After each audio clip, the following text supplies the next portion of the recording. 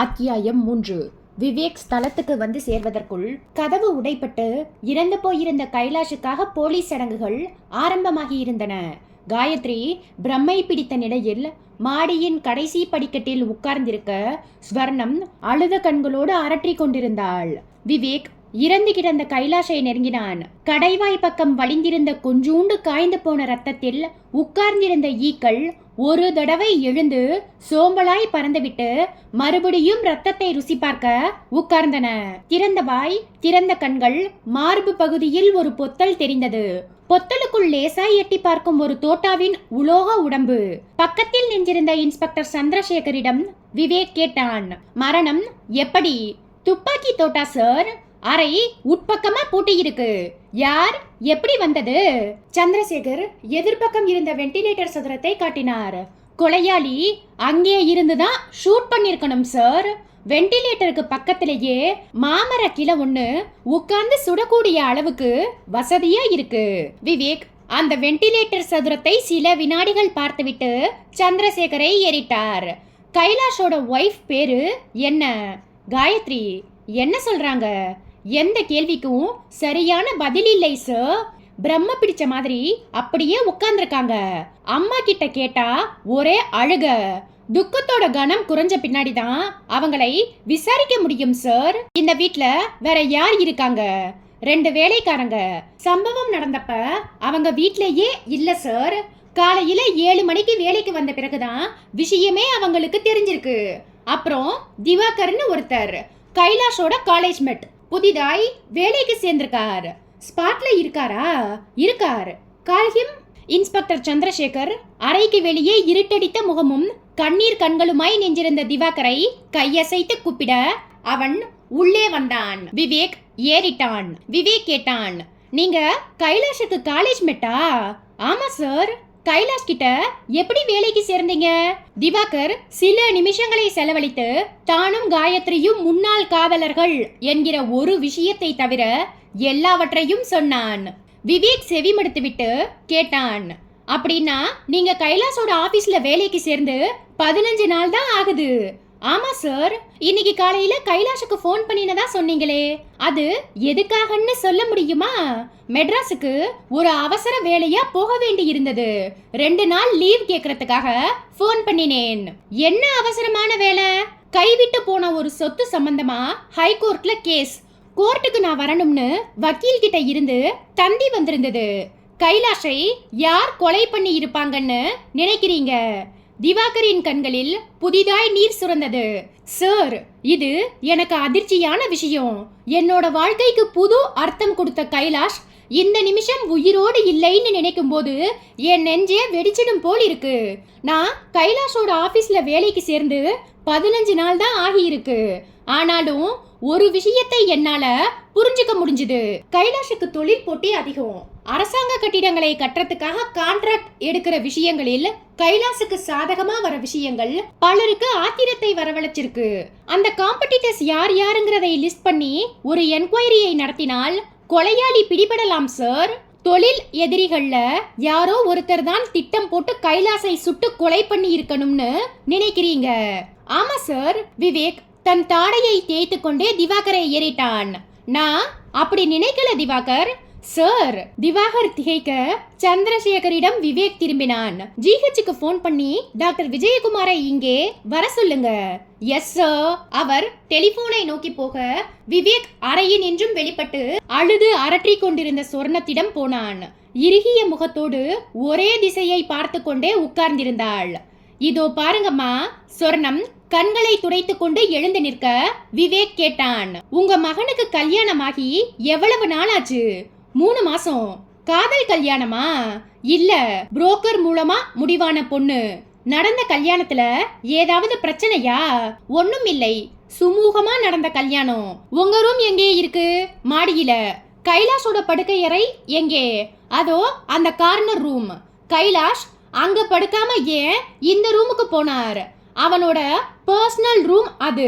Business சம்பந்தமான ஃபைல்களை பார்க்கிறது அந்த ரூம்ல தான். ராத்திரி ரொம்ப நேரம் வரைக்கும் கண் முழிச்சு பார்த்துட்டு இருந்துட்டு அங்கேயே அசதியில படுத்து தூங்கிடுறது வழக்கம். வாரத்துல 2-3 நாள் அங்கேயே படுத்துக்குவான். உங்க மகன் துப்பாக்கியால சுடப்பட்டிருக்கார். அந்த சத்தம் உங்களுக்கு கேட்கலையா? கேட்கல. வேலைக்காரங்க ராத்திரியில இங்க தங்க மாட்டாங்களா? இல்ல, ராத்திரி 8 மணிக்கெல்லாம் போயிட்டு காலையில 7 மணிக்கு வந்துடுவாங்க. படிக்கட்டில் உட்கார்ந்து ஒரே திசையை வெறித்து பார்த்து கொண்டிருந்த காயத்ரியிடம் விவேக் திரும்பினான். மிஸ்ஸஸ் காயத்ரி. அவள் களையவில்லை. Please hear me. உங்க அதிர்ச்சியை என்னால புரிஞ்சுக்க முடியுது.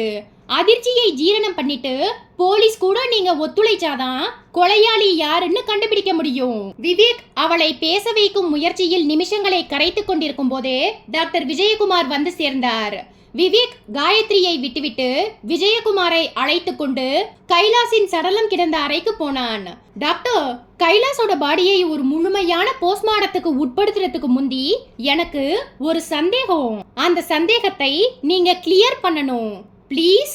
கைலாஷோட பாடியை பார்த்து மரணம் எப்படின்னு சொல்லுங்க டாக்டர். விஜயகுமார் சோதித்து விட்டு விவேக்கை ஏறிட்டார். துப்பாக்கி தோட்டா ஹார்ட்ல பாஞ்சு உடனே மரணம். விவேக் புன்னகைத்தான். அது அவசரத்துல நீங்க எடுத்த முடிவு doctor. Mister Vivek, what do you mean? Doctor, கைலாஷோட பாடி கிடந்த பொசிஷனை நான் இன்னும் மாத்தவே இல்ல. பாடி கிடக்கிற கட்டிலையும் கட்டிலுக்கு விரிச்சிருக்கிற வெள்ளை நிற பெட் ஸ்ப்ரெட்டையும் பார்வையில வச்சுட்டு பாடியை மறுபடியும் பாருங்க. டாக்டர் பார்த்தார். விவேக் தொடர்ந்தான். கைலாஷ் துப்பாக்கியால சுடப்பட்டு மரணம்னு சொன்னீங்க. அவர் துப்பாக்கியால சுடப்பட்டிருந்தா எவ்வளவு ரத்தம் இங்கே கொட்டி இருக்கணும்? தோட்டா நெஞ்சு மேல பாஞ்சிருந்தும் ஒரு சொட்டு ரத்தம் கூட நெஞ்சிலிருந்து வெளியே வரவே இல்ல. கட்டிலோட விரிப்பு மேலையும் ரத்த கரைகள் எதுவுமே இல்ல. கடைவாயில மட்டும் கொஞ்சோண்டு ரத்தம். இது சாத்தியமா டாக்டர்? துப்பாக்கியால் சுடப்பட்ட ஒருவன் ரத்தம் சிந்தாமலேயே சாக முடியுமா? விஜயகுமார் முகம் வியர்த்திருந்தார். You are correct Vivek. இருதய பகுதியில் துப்பாக்கி தொட்டா பொத்தல் போட்டு நுழைஞ்சிருக்கே தவிர ரத்த சேதம் இல்லை. சோ ஏற்கனவே உயிரை விட்டு பிணமா கிடந்த கைலாசை யாரோ அந்த வெண்டிலேட்டர் வழியா சுட்டிருக்காங்க. அப்படி சுட்டவங்களுக்கு கைலாஷ் இறந்து போன விஷயம் தெரியல. பிணத்தை குறிப்பார்த்து சுட்டுட்டு கைலாஷை தீர்த்து கட்டின சந்தோஷத்தோடு போயிருக்காங்க. ஆனா அதுக்கு முந்தையே கைலாஷ் வேற ஏதோ வகையில கொலை செய்யப்பட்டிருக்கார். கடைவாய் ரத்தம் அந்த கொலையோடு சம்பந்தப்பட்டதுதான். டாக்டர் விஜயகுமார் மறுபடியும் கைலாஷின் உடலை கவனமாய் சோதித்துவிட்டு நிமிர்ந்தார். You are 10% correct Mister Vivek. Kailash இறந்து 4 மணி நேரம் கழிச்சுதான் துப்பாக்கி தோட்டா அவர் மார்பல பாய்ஞ்சிருக்கணும். ரத்தத்தோட உரைநிலையை லேப் சோதனைக்கு உட்படுத்தினா துல்லியமான ரிசல்ட் கிடைக்கும். விவேக் இன்ஸ்பெக்டர் சந்திரசேகரிடம் திரும்பினான். கைலாஷோட உறைந்து போன ரத்தத்தை கலெக்ட் பண்ணி லேபுக்கு அனுப்பி உடனடியா ரிசல்ட் வாங்குங்க. ரத்தத்துல பாய்சன் சிம்டம்ஸ் ஏதாவது இருக்கான்னு பார்க்க வேண்டியது முக்கியம். Yes sir. அத்தியாயம் 4. அடுத்த சில நிமிஷங்களில் கைலாஷின் கடைவாய் பகுதியில் உறைந்து போன ரத்தமும் மார்பு பகுதியில் கட்டிப்பட்டு போயிருந்த ரத்தமும் சிறு சிறு பாலித்தீன் பைகளில் சேகரிக்கப்பட்டன. ரூபலா தன் மோவாயை 2 கைகளிலும் தாங்கி அழகான விழிகளை விரித்து ஆச்சரியப்பட்டாள். அப்படின்னா நேத்து ராத்திரி கைலாஷை கொலை பண்ண யாரோ 2 பேர் வெவ்வேறு விதமா முயற்சி பண்ணி இருக்காங்கன்னு சொல்லுங்க. ஆமா, ஒரு முயற்சி துப்பாக்கி மூலமா, இன்னொரு முயற்சி விஷத்தின் மூலமா. இதுல விஷம் வச்ச நபருக்கு ஜெயம். விஷம்ங்கிறது என்னோட ஊகம்தான். போஸ்ட்மார்டம் ரிப்போர்ட்டும் கைலாஷோட ரத்த பரிசோதனை ரிப்போர்ட்டும் கைக்கு வந்த பின்னாடிதான் எதையுமே உறுதியா சொல்ல முடியும். பாவங்க அந்த காயத்ரி. அவளா பாவம்? புருஷன் செத்து போனதுக்கு அவ கண்ணுல இருந்து ஒரு சொட்டு தண்ணி கூட வரல. எந்த கேள்விய கேட்டாலும் வெறிச்சு பாக்குறா. சரியான கல்லூரி மங்கி. டெலிபோன் அடித்தது. விவேக் எழுந்து போய் ரிசீவரை எடுத்தான். சார், நான் சந்திரசேகர். சொல்லுங்க சார். கைலாசை துப்பாக்கியால சுட்ட ஆளை மடக்கிட்டோம். குட். எப்படி? நீங்க சொன்னபடி போலீஸ் நாயை கொண்டு வந்து கைலாஷ் ரூம் வெண்டிலேட்டர் பக்கமா ஸ்மெல் பண்ண விட்டு சேஸ் பண்ணினோம். நாய் பங்களாவுக்கு பின்னாடி இருந்த ரோட்டில் 2 கிலோமீட்டர் ஓடி ஒதுக்குப்புறமா இருந்த ஒர்க் ஷாப்புக்குள்ள போய் படுத்துடுச்சு. ஒர்க் ஷாப்ல இருந்த 3 பேரை ஸ்டேஷனுக்கு கொண்டு வந்து லாடம் கட்டி அடிச்சதுல உண்மை வெளியே வந்துடுச்சு சார். கைலாஷை துப்பாக்கியால சுட்டவன் பேரு துரையப்பன். ஒர்க் ஷாப்ல பார்ட்னர், ஒரு பழைய கேடியா இருந்தவன். ராஜா பில்டிங் ப்ரமோட்டர்ஸ் கம்பெனியை சேர்ந்த மேனேஜர் ஒருத்தர் துரையப்பனுக்கு பணம் கொடுத்து கைலாஷை கொலை பண்ண சொல்லி இருக்கார். கொலை செய்ய பேசின தொகை 2 லட்சம். கொலைக்கு காரணம் 2 கம்பெனிகளுக்கும் மத்தியில் இருந்த ஏதோ ஒரு டெண்டர் விவரம். துரையப்பனை அரெஸ்ட் பண்ணிட்டீங்களா? பண்ணிட்டேன் சார். கைலாஷை சுடுறதுக்கு சைலன்சர் ரோஜர் ரிவால்வரை உபயோகிச்சிருக்கான். தோட்டா கைலாஷோட மார்பிள பாஞ்ச போது அவர்கிட்ட இருந்து ஒரு கத்தலோ ஒரு சின்ன அசைவோ வெளிப்படலையாம். சோ அவன் சுட்டது கைலாஷோட டெட் பாடியை தாங்கிறது கன்ஃபார்ம் ஆயிடுச்சு இல்லையா? ஆமா சார். கைலாஷோட பிஎம் ரிப்போர்ட் எப்ப கிடைக்கும்? 6 மணிக்கு சார். ரிப்போர்ட் கிடைச்சதும் உடனடியா எனக்கு இன்ஃபார்ம் பண்ணுங்க. Yes sir. விவேக் ரிசீவரை வைத்த வினாடி அந்த மாலை தினசரி பேப்பர் கதவு பக்கத்தில் வந்து விழுந்தது. ரூபலா, அதை எடு. கைலாஷ் கொலையை பத்தி பேப்பர்காரன் என்ன போட்டிருக்கான்னு பார்க்கலாம். ரூபலா போய் பேப்பரை எடுத்து பிரித்தாள். முதல் பக்கத்திலேயே கைலாஷ் கொலையானது பற்றி பிரதானமாய் போட்டிருந்தார்கள். செய்திக்கு பக்கத்திலேயே கைலாஷின் போட்டோ, அந்த போட்டோவை ஒட்டி காயத்ரியின் போட்டோ. காயத்ரியின் போட்டோவை பார்த்ததும் ரூபலாவின் நெற்றி பெரிதாய் ஆச்சரியப்பட்டது. விவேக்கை ஏறிட்டாள். என்னங்க, இவளா கைலாஷோட மனைவி? விவேக் பார்த்துவிட்டு தலையசைத்தான். ஆமா, ரூபலா பதட்ட குரலில் சொன்னாள். இவளை எனக்கு நல்லா தெரியும். மறுநாள் காலை 10 மணி மேஃப்ளவர் மரங்களின் நிழலில் உட்கார்ந்திருந்த ஃபாரன்சிக் கட்டிடத்துக்கு முன்பாய் பைக்கை நிறுத்திவிட்டு உள்ளே நுழைந்தான் விவேக். கையில் சாணி நிறத்தில் கற்றையாய் அரசாங்க காகிதங்கள். கைலாஷின் postmortem report. Forensic officer Victor எதிர்பட்டார். வாங்க மிஸ்டர் விவேக், ஃபோன் பண்ணி இருந்தீங்களா? ஆமா, லேப் கட்டிடத்துக்கு போயிருந்தேன். அறைக்கு கூட்டி போய் உட்கார வைத்துக் கொண்டு ஃபேன் ஸ்விட்சை தட்டியபடியே கேட்டார். Anything special? எஸ், இது கைலாஷோட போஸ்ட்மார்டம் ரிப்போர்ட். என்ன சொல்லுது? மகா குழப்பம். சொல்லுங்க, கைலாஷ் பாடியில் விஷம் இருப்பதற்கான அறிகுறியே இல்லையா? அப்படின்னா மரணம் எப்படி? துப்பாக்கி தோட்டாதானா? துப்பாக்கி தோட்டாவும் மரணத்துக்கு காரணம் இல்லையா? விக்டர் தன் இடது கை ஆட்காட்டி விரலால் வழுக்கையின் ஒரு பகுதியை அவஸ்தையாய் கீறிக்கொண்டார். கைலாஷோட மரணம் விஷத்தின் காரணமாகவும் இல்லை, தோட்டா பாய்ந்ததனாலும் இல்லை. பின் எப்படி மரணம்? ஹார்ட் ஃபெயிலியருங்கிறது டாக்டர்ஸ் ரிப்போர்ட். அதாவது இயற்கை மரணம். எஸ், நீங்க அதை நம்பல. ஆமா. ஏன்? கைலாஷ் ஒரு ஆரோக்கியமான இளைஞர், ஹார்ட் பேஷண்ட் கிடையாது. அவரோட ஃபேமிலி டாக்டர் சதாசிவம் அடிச்சு சொல்றார். உங்க சந்தேகம் என்ன மிஸ்டர் விவேக்? நேத்து ராத்திரி புறாவும் டாக்ஸிகார்டிக் சம்பந்தப்பட்ட சில மெடிக்கல் ஜூஸ் ப்ரூடன்ஸ் புத்தகங்களை படிச்சேன். அதுல ஒரு நியூரோடிக் பாய்சனோட பேரு அகோனைட். அந்த அகோனைட் பாய்சனை கொலையாளிகளின் செல்ல பிள்ளைன்னு அந்த புக் சொல்லுது. அதில் இருக்கிற சில முக்கியமான பகுதிகளை ஜெராக்ஸ் பண்ணி கொண்டு வந்திருக்கேன், பாருங்க. விவேக் சட்டை பையில் மடித்து வைத்திருந்த சில ஜெராக்ஸ் தாள்களை எடுத்து நீட்ட விக்டர் வாங்கி படித்தார். அடிக்கோடிட்ட வரிகளில் பார்வை ஸ்பெஷலாய் படிந்தது. For homicidal purpose aconite poison can be administrated with betel leaf to mask its taste. Agonite is extremely unstable and is very quickly destroyed. Hence, it is very difficult to detect it after the death. That is why Agonite has now become the drug of choice for homicide. Death takes place from heart failure. Postmortem appearance. Nothing characteristic found owing to the irritant action of the poison. The poison is called as stepmother's poison. படித்துக் கொண்டிருந்த Victor சட்டென்று நிமிர்ந்தார். விவேக், இந்த aconite poison சம்பந்தப்பட்ட விவரங்களை எந்த புஸ்தகத்தில் இருந்து எடுத்தீங்க? பிரிட்டிஷ் லைப்ரரியில் இருந்து கொண்டு வந்த புக்ஸில் இருந்துதான். அகோனைட் பாய்சன் கொடுத்து கொலை செய்யப்பட்ட ஒரு நபரை போஸ்ட்மார்டம் பண்ணும்போது விஷத்தோட அறிகுறி அந்த உடம்புல இருக்காது என்பது மருத்துவ ரீதியா ஒப்புக்கொள்ளப்பட்ட உண்மை. கைலாஷுக்கு அகோனைட் விஷம் கொடுக்கப்பட்டிருக்கலாம்னு நீங்க நினைக்கிறீங்களா? ஷியோர். அப்படின்னா நான் இப்ப சொல்ல போகிற ஒரு தகவல் உங்களுக்கு உபயோகமா இருக்கலாம். போன வாரம் எனக்கு ஒரு ஃபோன் கால் வந்தது. பேசினது ஒரு ஆண். அவன் கேட்ட கேள்வி இதுதான். ஒரு விஷயத்தை ஸ்டெப் மதர் ஸ்பாய்ஸ்ன்னு சொல்றோம். அந்த விஷயத்தோட பேரு என்ன? விவேக் நிமிர்ந்து உட்கார விக்டர் தொடர்ந்தார். அப்பா அந்த கேள்விக்கு பதில் தெரியாததுனால எனக்கு தெரியாதுன்னு சொன்னேன். அதுக்கு போன்ல பேசினவன் சிரிச்சான். என்ன சார், ஃபாரன்சிக் டிபார்ட்மெண்ட்ல இருந்துகிட்டு தெரியலன்னு சொல்றீங்க? யோசனை பண்ணி சொல்லுங்க சார். ஒரு தமிழ் வார பத்திரிகையில் கிரைம் குவிஸ் போட்டி வச்சு இந்த கேள்வியை கேட்டிருந்தாங்க. கரெக்டா பதில் சொல்றவங்களுக்கு 500 ரூபாய் பரிசு. யார் யார்கிட்டயோ கேட்டு பார்த்தேன், யாருக்குமே பதில் தெரியல. ஃபாரன்சிக் டிபார்ட்மெண்ட்டுக்கு ஃபோன் பண்ணி கேட்டா பதில் சொல்வாங்கன்னு என் ஃப்ரெண்டு ஒருத்தன் சொன்னான்.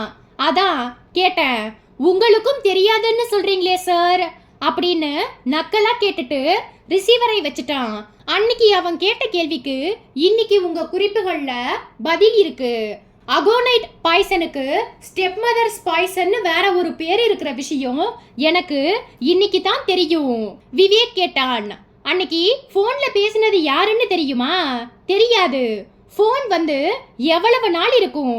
கிட்டத்தட்ட 1 மாசம். கிரைம் குவிஸ் போட்டியை எந்த வார பத்திரிகையை நடத்துறதா சொன்னா? பத்திரிகையோட பேரை சொல்லல. விக்டர், கிரைம் குவிஸ் போட்டியை நடத்தின அந்த வார பத்திரிகை எதுன்னு எனக்கு தெரியணும். அது ஒன்றும் கஷ்டம் இல்லை மிஸ்டர் விவேக். ஒவ்வொரு வார பத்திரிகைக்கும் ஃபோன் பண்ணி விசாரிச்சுட்டா போகுது. விக்டர் டெலிபோனை நகர்த்தி வைத்துக் கொண்டார். ஞாயிற்றுக்கிழமை ராத்திரி 10:30 மணி. கைலாஷின் காரியங்கள் முடிந்து உறவு ஜனம் மொத்தமும் தத்தம் ஊர்களுக்கு திரும்பி போயிருக்க பங்களா வெறிச்சோடி போயிருந்தது. வாசலில் மட்டும் ஒரு சென்ட்ரி போலீஸ். தூக்கம் வராமல் புரண்டு கொண்டிருந்த சொர்ணம் காலிங் பெல் அலறும் சத்தம் கேட்டு எழுந்து போய் கதவை திறந்தாள். வெளியே விவேக், ரூபலா. மன்னிக்கணுமா இந்த ராத்திரி நேரத்துல வந்ததுக்கு. வாங்க. சொர்ணம் வழிவிட்டு உள்ளே போக விவேக், ரூபலா தொடர்ந்தார்கள். விவேக் கேட்டான், வீட்ல உங்க மருமக காயத்ரி இல்லையாமா? இல்ல. அத்தியாயம் 5. எங்க போயிட்டாங்க? மனசு சரியில்லைன்னு அவளோட அப்பா அம்மா கூட ஊருக்கு போயிருக்கா. காயத்ரியோட ஃபேமிலி கொஞ்ச நாள் பெங்களூர் பசவன்குடியில் இருந்தாங்க இல்லையா? ஆமா. அது எப்படி உங்களுக்கு தெரியும்? என்னோட மனைவி ரூபலாவுக்கு பெங்களூர் தான் சொந்த ஊர். ரூபலா குடியிருந்த அதே தெருவுல தான் காயத்ரியோட ஃபேமிலியும் இருந்தது. ரூபலாவுக்கும் காயத்ரிக்கும் நல்ல பழக்கம் இருந்திருக்கு. நான் எப்படி பேசியும் காயத்ரியோட மௌனத்தை கலைக்க என்னால முடியல. ரூபலா பேசினாலாவது காயத்ரி வாயை திறக்கலாம்னு தான் இந்த நேரத்துல வந்தோம். அவ ஊருக்கு போயிட்டாளே. விவேக் சில வினாடிகள் மௌனித்துவிட்டு சொர்ணத்தை ஏறிட்டான். கைலாஷோட போஸ்ட்மார்டம் ரிப்போர்ட் குழப்பமா இருக்கு. அவர் செத்ததுக்கு காரணம் துப்பாக்கியும் கிடையாது, விஷமும் கிடையாது, ஹார்ட் ஃபெயிலியர் தான்னு ரிப்போர்ட் சொல்லுது. இயற்கையா சாகக்கூடிய வயசா உங்க பிள்ளைக்கு? யாருக்கு எந்த நேரத்துல எது நேரும்னு எப்படி சொல்ல முடியும்? கைலாஷுக்கு பிசினஸ் டென்ஷன் அதிகம். அதுவே அவனோட ஹார்ட் ஃபெயிலியருக்கு காரணமா இருந்திருக்கலாம். இல்லைங்கம்மா, நீங்க நினைக்கிறது தப்பு. கைலாஷ் விஷம் கொடுத்து தான் கொலை செய்யப்பட்டிருக்கார். போஸ்ட்மார்டம் ரிப்போர்ட் அப்படி சொல்லலையே. சொல்லாது. ஏன்னா கொடுக்கப்பட்ட விஷம் அப்பேற்பட்டது. அந்த விஷத்தோட பேர் அகோனைட். விஷம் ரத்தத்துல கலந்துடும். ஹார்ட் அட்டாக்கை வரவழைச்சு உடனடியா மரணத்தை கொடுத்துட்டு உடம்பு வேர்வையிலேயே ஆவியாகி வெளியே போயிடும். விஷத்தோட பாதிப்பு உடம்புல தெரியாது. இப்படி ஒரு விஷமா? பேர் என்ன சொன்னீங்க? அகோனைட். சொன்ன விவேக் கேட்டான். நீங்களும் பல வருஷமா நர்ஸ் வேலை பார்த்திருக்கீங்க. இந்த அகோனைட் பேர் தெரிஞ்சிருக்கணுமே. இல்ல, இன்னைக்கு தான் கேள்விப்பட்டேன். விவேக் புன்னகைத்தான். நீங்க இப்படிதான் பொய் சொல்லுவீங்கன்னு எனக்கு தெரியும். அதனால தான் இந்த போஸ்ட் கார்டோடு வந்தோம். ரூபலா, அந்த போஸ்ட் கார்டை எடு. சொர்ணம் திடுக்கிட்டாள். போஸ்ட் கார்டா? போஸ்ட் கார்டே தான். 1 மாசத்துக்கு முந்தி வண்ணச்சோலை வார இதழ் ஒரு கிரைம் குவிஸ் போட்டி வச்சுச்சு. ஒரு விஷத்துக்கு ஸ்டெப் மதர்ஸ் பாய்சன்னு பேரு. அது எந்த விஷம்னு கேட்டிருந்தாங்க. நீங்க அதுக்கு சரியான பதிலான அகோனைட்னு எழுதி அனுப்பி இருக்கீங்க. அந்த கார்டை பாக்குறீங்களா? ரூபலாவின் கையில் இருந்த போஸ்ட் கார்டை வாங்கி சொர்ணத்தின் முகத்துக்கு நேரே நீட்டினான் விவேக். இது எங்க கைக்கு எப்படி வந்ததுன்னு கேக்குறீங்களா? ஃபாரன்சிக் ஆபீசர் விக்டர் மூலமா ஒரு சின்ன க்ளூ கிடைச்சது. அதை வச்சு கிரைம் குவிஸ் போட்டி நடத்தின வண்ணசோலை வார பத்திரிகை ஆபீஸுக்கு போனோம். ஸ்டெப் மதர் பாய்சன் எதுங்கிற கேள்விக்கு சரியான பதில் எழுதினவங்க போஸ்ட் கார்டுகளை ஒரு பக்கமா குவிச்சு வச்சிருந்தாங்க. ஒவ்வொரு கார்டா எடுத்து பார்த்தோம். எங்க சந்தேக லிஸ்டில் இருக்கிற எந்த பேராவது அதுல தட்டுப்படுதாங்கிற ஒரு நப்பாசதான். கார்டுகளை பார்த்துக்கிட்டே வரும்போது உங்க பெயர் முகவரியோடு இந்த கார்டு கிடைச்சது. நீங்க சரியான விடை எழுதியிருந்தும் குலுக்கல் முறையில் பரிசு வேற யாருக்கோ கிடைச்சதுனால இந்த அகோனைட் விவகாரத்தை மறந்துட்டீங்க. சொர்ணம் வாய் உலர்ந்து போய் பேச திணற விவேக் தொடர்ந்தான். நான் அகோனைட் பாய்சனை பத்தி ஆரம்பத்துல சொன்னப்ப எனக்கும் அதை பத்தி தெரியுமே, வண்ணசோலை பத்திரிகைக்கு கூட எழுதி போட்டிருக்கேனேன்னு நீங்க சொல்லி இருந்தா இந்த கேஸ் ஒரு முடிவுக்கு வந்திருக்காது. ஆனா நீங்க அப்படி சொல்லல. ஏதோ அகோனைட்டுங்கிற பேரை புதுசா கேக்குற மாதிரி கேட்டீங்க. இப்ப மாட்டிக்கிட்டீங்க. எனக்கு இப்ப உண்மை வேணும். நீங்க உண்மையை சொல்ல மறுத்தா அந்த உண்மையை வரவழைக்க போலீஸ் கிட்ட எவ்வளவோ வழிகள் இருக்கு. அந்த வழிகளை எல்லாம் பயன்படுத்தக்கூடிய வாய்ப்பை எனக்கு கொடுக்காம நீங்களாவே உண்மையை சொல்லிடுறது உத்தமம். சொர்ணம் வியர்த்த முகத்தை அவசர அவசரமாய் சேலை தலைப்பால் ஒற்றிக்கொண்டாள். குரல் தழுதழுத்தது. கைலாஷை கொன்னது நான் தான். விவேக் அதிர்ந்தாலும் காட்டிக்கொள்ளாமல் கேட்டான். காரணம்? சொர்ணம் கண்ணீரை விழுங்கிவிட்டு சொன்னாள். அவன் பகல்ல மனுஷன், ராத்திரியில மிருகம். எனக்கு வேற வழி தெரியல. என் மருமகளை காப்பாத்துறதுக்காக அவனை இல்லாம பண்ணின. கைலாஷ் பகல்ல மனுஷன், ராத்திரியில மிருகமா? புரியலையே. சொர்ணம் பெருமூச்சொன்றை விட்டுவிட்டு தொடர்ந்தாள். புரியும்படியாவே சொல்லிடுறேன். 2 மாசத்துக்கு முந்தி ஒரு நாள் காயத்ரி உள்ளாடைகளை மாத்திட்டு இருக்கும் போது எதேச்சையா உள்ளே போன எனக்கு பெரிய அதிர்ச்சி. அதிர்ச்சிக்கு காரணம் காயத்ரியோட 2 மார்புகளிலேயும் சிவப்பு சிவப்பா புள்ளிகள். அதே மாதிரி புள்ளிகள் அடி வயிற்றுலையும் 2 தொடைகள்லையும் இருந்துச்சு. நான் பதறி போய் என்ன காயத்ரி இதுன்னு கேட்டேன். அவ ஏதோ சொல்லி சமாளிக்க முயற்சி பண்ணினாலும் நான் விடல. கதவை தாள் போட்டுட்டு விடாபிடியா காரணத்தை கேட்டேன். ரொம்ப நேரத்துக்கு அப்புறம் தான் பெரிய கதறலோடு சொல்ல ஆரம்பிச்சா. அவ சொன்னதை கேட்டு அப்படியே ஆடி போயிட்டேன். பகல் நேரத்துல பிரியமா அன்பா பேசுற கைலாஷ் சில ராத்திரி நேரங்கள்ல வெறி பிடிச்ச மாதிரி நடந்துக்குவானா. தான் ஒரு இம்பார்ட்டன்ட்னு அவகிட்டயே சொல்லுவானா.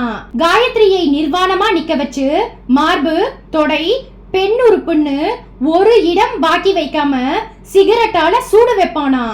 சூடு போடும்போது அவ கத்தாம இருக்கிறதுக்காக வாய்க்கு பிளாஸ்டரி ஒட்டி கைகளை பின்னுக்கு கட்டுவானா. அவ உடம்புல இருக்கிற ரத்தத்தை ஒரு ஊசி சிரஞ்ச் மூலம் எடுத்து விஸ்கியில் கலந்து சாப்பிடுவானா. ராத்திரி நேரங்கள்ல இப்படி சாடிஸ்டா இருக்கிறவன் பகல் நேரத்துல அவ்வளவு பிரியமா பேசுவானா. மாசத்துல பாதி ராத்திரிகளை அவ நரகத்துல கழிச்சிட்டு இருந்திருக்காள்னு தெரிஞ்சதுமே இதுக்கு ஒரு தீர்வு காண முடிவு பண்ணின. இந்த விஷயத்தை வெளியே சொல்ல முடியாது. கோர்ட் வரைக்கும் போனாலும் அவமானம். என்ன செய்யலாம் யோசிச்சுக்கிட்டு இருக்கும்போதுதான் கைலாஷ் ஃப்ரெண்ட் திவாகர் வந்தான். கைலாஷ் கம்பெனியில வேலை பார்க்கறான். போன வாரத்துல ஒரு நாள் நான் சாயந்தரம் கோயிலுக்கு போயிட்டு வீடு திரும்பின போது காயத்ரியும் திவாகரும் பேசிட்டு இருந்ததை கேட்டுட்டு அவங்க 2 பேரும் ஏற்கனவே காதலர்களா இருந்து திவாகரோட பொருளாதார சூழ்நிலையால பிரிக்கப்பட்டவங்கிற உண்மையை தெரிஞ்சுக்கிட்டேன். மனசுக்குள்ள இப்போ ஒரு புதிய திட்டம் வந்துச்சு. திவாகரும் காயத்ரியும் ஜோடி சேர்ந்தா எப்படி இருக்கும்? விவேக் குறுக்கிட்டான். சோ ஒரு முடிவுக்கு வந்தீங்க. மருமகளை அந்த நரகத்திலிருந்து காப்பாத்தி திவாகருக்கு கல்யாணம் பண்ணி வைக்க கையில் அகோனைட் என்கிற ஆயுதத்தை எடுத்துக்கிட்டீங்க. சொர்ணம் கண்ணீரோடு தலையசைத்தாள். எனக்கு வேற வழி தெரியல. ஒரு பொண்ணை கொச்சைப்படுத்துகிறவன் யாராக இருந்தாலும் சரி, அவன் தண்டிக்கப்படணும். அந்த தண்டனை எந்த ரூபத்திலும் வரலாம். கைலாஷை பெத்தப்ப நான் பட்ட சந்தோஷத்தை காட்டிலும் அவன் செத்தப்ப பட்ட சந்தோஷம்தான் எனக்கு பெரிய சந்தோஷம். போலீஸை ஏமாத்த நான் நினைக்கல. இப்ப போலீஸ்ல பிடிபட்டதுக்காக நான் வருத்தப்படவும் இல்ல. சொன்ன சொர்ணம் ரூபலாவிடம் திரும்பினாள். உனக்கு காயத்ரியை நல்லா தெரியும்னு சொன்ன. நீயும் உன்னோட கணவரும் அவகிட்ட பேசி அவளை திவாகரோடு சேர்த்து வைக்கணும். என் மருமக சந்தோஷமா இருக்கணும். செய்தியாமா? மருமகள் சந்தோஷமாய் வாழ்க்கையை தொடங்க வேண்டும் என்பதற்காக மகனின் வாழ்க்கைக்கு முற்றுப்புள்ளி வைத்த அந்த தாயை கண்களில் பனித்த நீரோடு பார்த்தாள் ரூபலா. விவேக் போலீஸ் ஜீப்புக்காக டெலிபோன் செய்ய போனான்.